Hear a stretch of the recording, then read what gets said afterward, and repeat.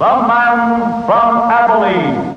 The period after World War II was the pinnacle and defining period of time in American history. The country declined into a conservative mindset while success and general happiness increased. Babies were being born, veterans were being educated, civil rights took a stand, and Americans had the highest standards of living in the world. Yet, for years to come, the tensions between the Soviet Union and the United States had the world sitting on the edge of its seat, as threats of nuclear warfare put shattering prospects on the future of mankind. These years were the 1950s.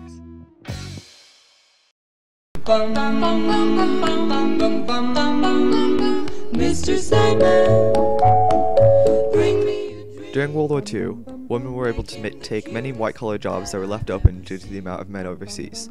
When the war ended, however, these women generally left their jobs and resumed a very traditional household role. With the return of so many men from war in the 50s, families began to increase by a drastic amount. This so-called baby boom exploded the middle class, and idealistic families sprung up everywhere.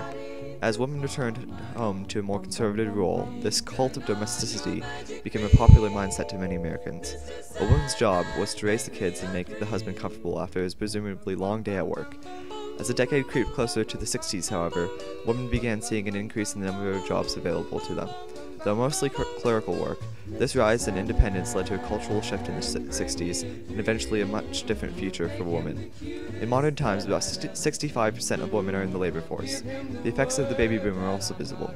As these baby boomers reach Social Security age at the same time, it puts a strain on the economy, and many are arguing about whether or not taxes should be increased to compensate for this increase.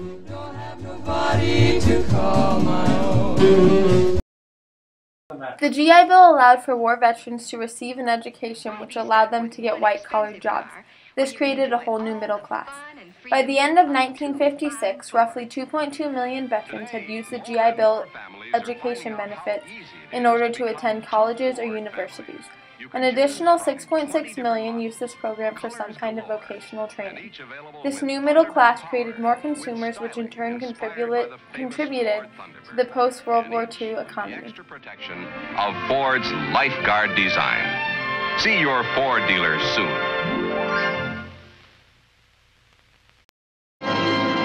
In recognizing a communist, physical appearance counts for nothing. If he openly declares himself to be a communist. As tensions grew between the U.S. and communist aggressors, primarily the Soviet Union, the second Red Scare in American history took form. Adding fuel to the fire was Wisconsin Senator Joseph McCarthy, who became one of the most infamous and ruthless Red Hunters in history. With this steady stream of unsupported accusations, McCarthy lost thousands of civil service employees their jobs in the 50s. In 1951, Dennis versus the U.S.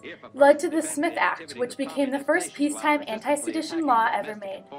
Congress also passed the McCarran Internal Security Act. This radical act made it unlawful to advocate the establishment of a totalitarian government and restricted the employment of peoples joining Communist Front organizations. Additionally, the Committee on Un-American Activities investigated government officials and the Hollywood film industry for their involvement in communist activities. Finally, McCarthy's reign came to an end when he took it too far and began to attack the U.S. Army. Look, you've done enough. Have you no sense of decency, sir, at long last? Ike for president, Ike for president, Ike for president, Ike for president. You like Ike, I like Ike, everybody likes Ike for president. Hang out the banner, beat the drum. We'll take Ike.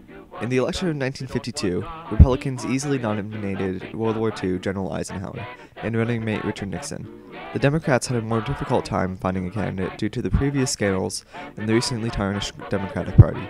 They finally settled with Governor of Illinois Stevenson. Eisenhower was an honored war veteran, and he was widely liked throughout the country. Nixon, though not as well known, was a ruthless campaigner and a wonderful speaker, as demonstrated in his checkers speech, which saved his campaign. The outcome of the election was evident from the start. Ike won with 442 electoral votes to Stevenson's 89.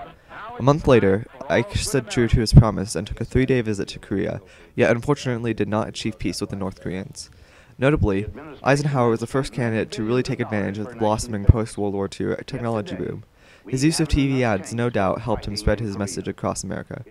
Eisenhower is remembered as a comforting president who is well-liked, and for enforcing integration with the armed escort of the Little Rock Nine. pink Cadillac, going down the road. I told my baby, ride a tough load. Oh, baby, look. And then she said, I'd rather have you hunt along. The 1950s were a time of prosperity and comfort for the US. While the rest of the world was recovering from the devastation of World War II, America emerged as a superpower, ready to challenge the Soviet Union for the world.